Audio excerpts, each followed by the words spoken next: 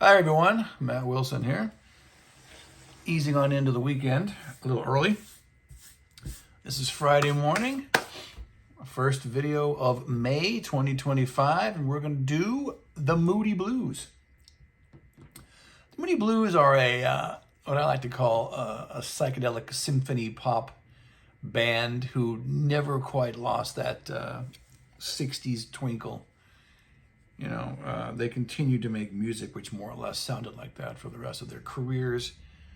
Their classic run of 1967, 1972 albums are what everyone talks about, what they remember. I'm going to take this, through the 81, I guess, the Long Distance Voyager album. If I have that one here. Yeah, I got it. Okay. Wow. Anyways, to do this show, I have a friend. His name is Paul, and his Moody Blues are his favorite band. So I had to borrow. I didn't have any of the solo CDs, so I had to borrow them off of him. But I played them all. I know them. So let's start. Let's start with the magnificent Moodies. This is a nice little 2-disc set. This is the original album, 1965 album. I think it's 65. When Denny Lane, this is the pre-Justin and pre-John Lodge band. I like that cover. When they were more or less the same as, so many other British Invasion era bands at the time, doing American covers, most of this gives you everything that they recorded in that era. This is the album. Then you have a bunch of singles, A and B sides. Good sound quality. It's in mono. I recommend it if you're a fan of that. If you're a fan of that portion of their career, I'm sure you already have this or something very similar to it. Also, this is not bad. This Prelude CD. This is stuff they recorded in 67 and 68. You get stuff when Justin and John joined pre Days of Future Past. They recorded some songs which are on here. It also gives you stuff, from 68, so in its own way, it's as essential as the Magnificent Moodies. Okay. But the action, so to speak, really begins with Days of Future Past. This is the surround sound version, but they also give you the original 1967 LP mix. I think virtually any other CD that you get of Days of Future Past has the remix. So they've got a lot of their stuff on surround. I only bought the first two, this and In Search of Lost Chord, because they don't sound that great in surround. They're not doing a great job with these. They sound okay, But I do recommend picking this up, though, because it's got the original LP mix. And here's the Mobile Fidelity version, which I've had since it came out. It's old. It's got this crack. This is their real classic. This is their claim to fame. This is, every ounce of this is 5-star. I like the sound of these old MoFi discs. They did all of the 7 classic albums Mobile Fidelity did, and so that's what I'll be showing you. But this is like a concept album. It's it's a day. It starts in the morning, and then it goes in the, lunchtime, peak hour, and then it's Tuesday afternoon, and then it's Nights in White Satin. The songs. Anyway, to a lot of folks, this is the only Moody Blues album that they own, But that's unfortunate, because they were a great band for a while there. Okay, here's the Mobile Fidelity In Search of Lost Chord. This is their most psychedelic album. Came out in 1968, their only album in 68. The way that Days of Future Past was their only album in 67. This is another really strong effort. Like I said, very psych. You get songs about Timothy Leary and astral travels and the House of Four Doors and Visions of Paradise, and the actor is great. Dr. Livingston, I presume. This is all good. And then the rocker, Ride My Seesaw. So this is virtually a classic too. And if you're into Psych like I am, you gotta have it. And here, as I mentioned earlier, is the surround sound mix, which I wish were better. It's a great album. it'll get you where you want to go. But you know, they should have gotten someone like Steven Wilson or someone to do the surround sound mixes. Okay, so in 1969, they had two winners, but the first one I think is better. On the Threshold of a Dream. This is virtually another classic. Lovely to See You is great. Dear Diary, Send Me No Wine, To Share Our Love So Deep Within You, Never Comes the Day. That's a great one. Lazy Day is great. Are You Sitting Comfortably, The Dream. And then the great little triptych of Have You Heard Part 1, going into the Voyage, and then Have You Heard Part 2. The Voyage takes up more time than both versions of Have You Heard. This is another classic album. I think that these three albums in a row, Days of Future Past, Search for the Lost Chord, and On the Threshold of a Dream, are the three greatest. Well, that's their claim to fame in terms of... I once said in one of my shows that you could take any prog band, and again, are the Moody Blues a prog band? Yeah, you know, they're progressive rather than prog, but I'm going to call them prog in my description because you go to any prog website, you're going to see the Moody Blues. You know, people who want to complain about that kind of stuff, Moody Blues aren't prog, Pink Floyd aren't prog, Jethro Tull aren't prog, that doesn't bother me. If everyone considers it to be so, then I'm not going to rock the boat. Anyways, what was I saying about... now I've lost my train of thought. God, I actually forgot what I was going to say now. So, see, that's how stream of consciousness works. You know, you think of something, which leads you to something else, which leads you to something else, and then you can't get back to your original point. But anyways, yeah. I was telling you guys that a lot of prog bands have 3 albums in a row which are classic. Think Yes, you know, the Yes album, Fragile, Close to the Edge. King Crimson, I guess, if you're gonna pick their 3, it would be Lark's Tongues, Starless, and Red. Problem with that is though, is it leaves out In the Court of the Crimson King, which most people consider to be their best album. But that little trilogy there from 73 to 74 is unbeatable. Genesis is more difficult because well, a lot of people would say Foxtrot, Selling England, and The Lamb Lies Down. But if you're not a big Lamb guy, go Nursery Crime, Foxtrot, and Selling England. You know?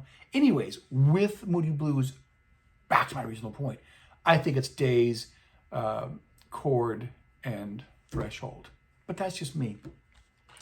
Second album of 1968, to our children's, also the Mo5 version, as you can see, still pretty good, not quite as good, as with a lot of bands who do 2 albums in 1 year.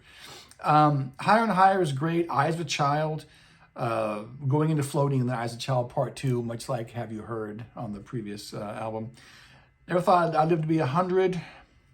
Gypsy's a wonderful song that did not make it onto the double disc compilation, which I'm going to get to at the end of this video.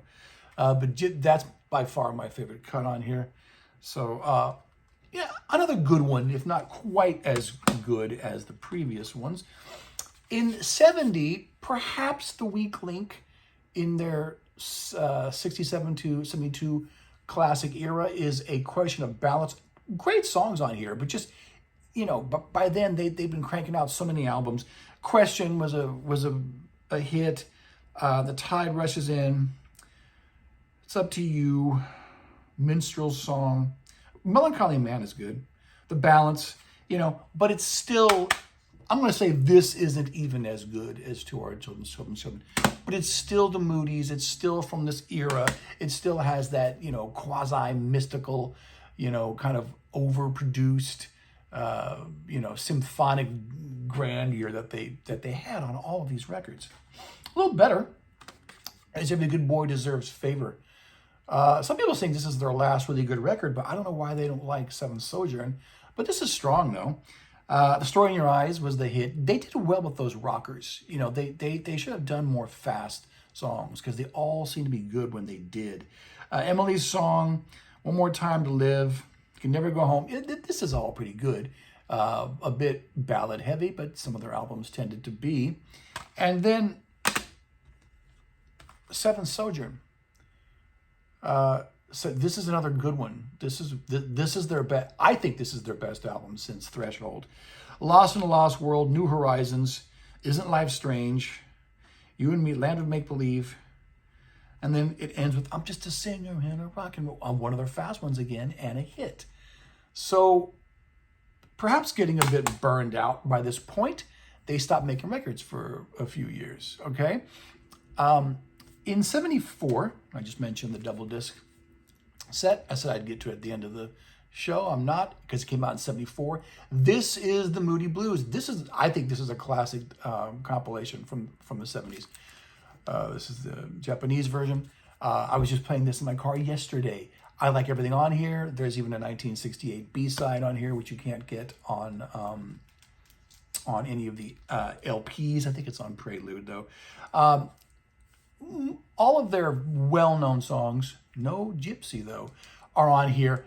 And a lot of their songs that you sometimes heard on the radio, they're all segued together in this sequence, just like they're segued on the albums. And this is like their Hot Rocks or their Living in the Past, or their Beatles Red and Blue albums. This is the one to start with if you don't want to invest in all 7 of those previous albums. You just want all the songs from the radio or have heard, out and about. This is the Moody Blues. I think it's the only compilation I'm going to be showing you today. Okay, so when they took their big break from each other, they all started to make solo records. Well, did they all? I don't have anything from Mike Pinder. Well, I don't have the solo stuff anyway. Paul lent me this stuff. So I'm going to show you what he lent me, and this is what I've heard too. This is something that Justin and John did called Blue Jays in 1975. It's actually pretty good. And they put the last track, Blue Guitar, which was a hit in England. It wasn't on the original LP. It was a 45. They put that on the CD too. So this is a good investment if you have all the Moodies albums prior to this and you want to dip your toe in some of the solo stuff. Most people's favorite Moodies are Justin Hayward or John Lodge anyway. So this is a good starting point. I think also in '75 you have John's album, Natural Avenue. Pretty good. He has a kind of slightly Justin Hayward quality to him anyway. What's on here? The Children of Rock and Roll bookends the album. Then there's Street Cafe at the end. Is that an extra bonus track? I don't know. Piece of My Heart, Broken Dreams. It's all fairly good without being great. None of the solo stuff is as good as even the worst Moody Blues album, I think. Maybe it's a question of balance, or children's, whatever you think. I'd rather have those albums than any of the solo stuff, but they're for the diehards.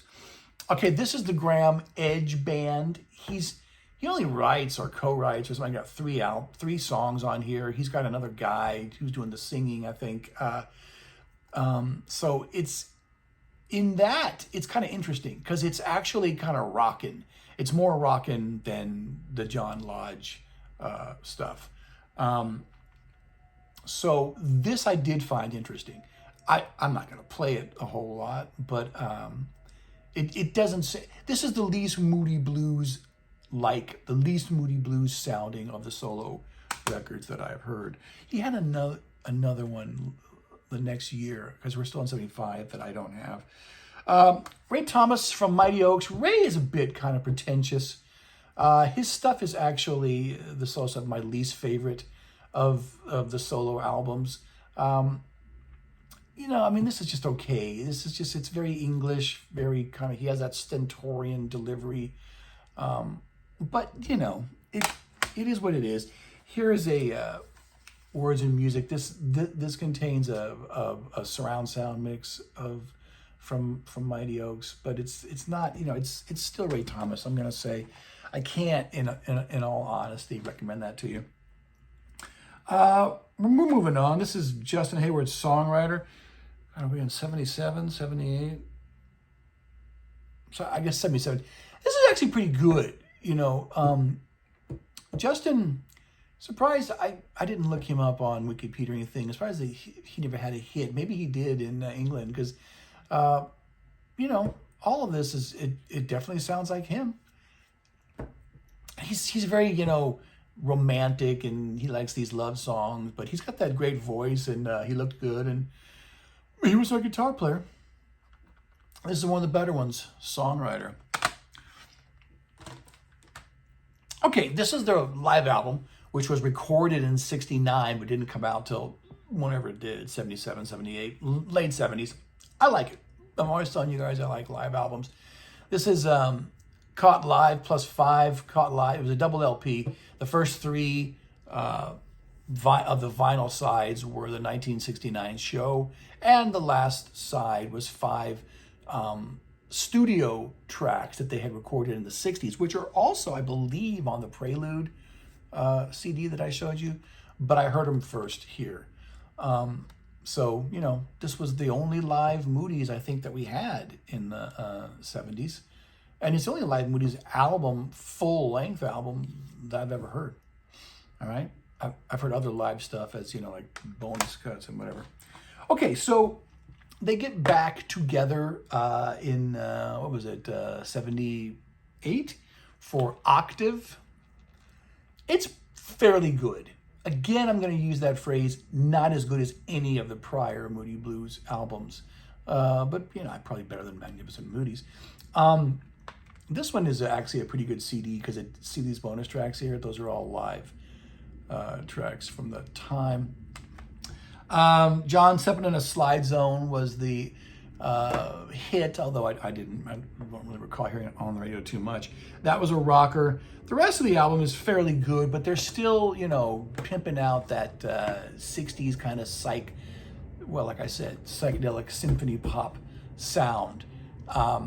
And even though they took all those years off, they were all cranking out solo albums, except for Bender. I should have looked him up before this show. So they kind of, you know, had kind of used all their best material. Having said that, I'd rather listen to this album than any of the solo albums, except maybe Blue Jays and the Hayward solo album. So there you go, Octave. Okay. And then we're going to jump ahead to to leave off the video on a high note. Long Distance Voyager. This is the MoFi version. MoFi didn't do a version of Octave. This is a better album, I think, than Octave. This came out in '81. I was living in Stockton at the time. I wasn't expecting anything from the Moody Blues, and it's kind of surprising, you know.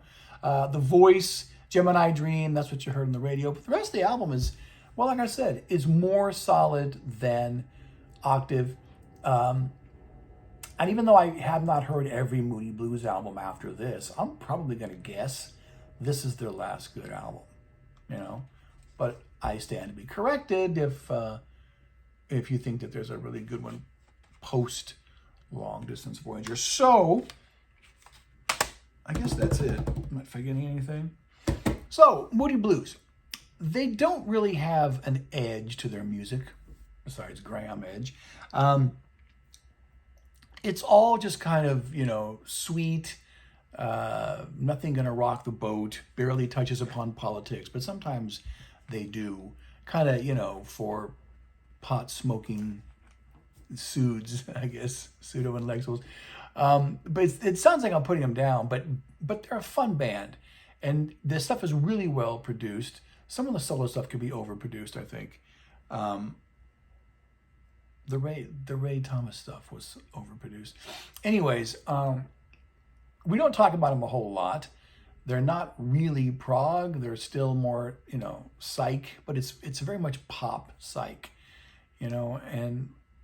But I think a great band and certainly worthy of your time. So I guess this is gonna stand as my first prog video since Camel. I can't remember the last one I did. Anyway, Gentle John will probably be next. Hasta la vista.